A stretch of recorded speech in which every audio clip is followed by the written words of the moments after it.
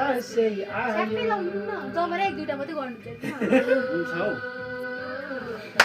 पैसा आयो गर्दै दसैँ आयो बाबा ध्यान न काल मम्मी कोद फुल्यो बारीमा फुल्यो छिटैमा लिता लिता लिता लिता लिता हो मम्मी चाहिँ के हात इसिस गरिरहनु भएको कति धेरै पैसा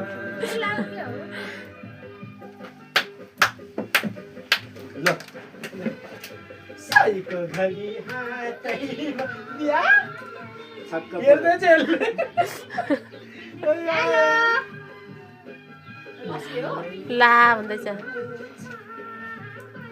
मलाई हेरेको गर्दैछु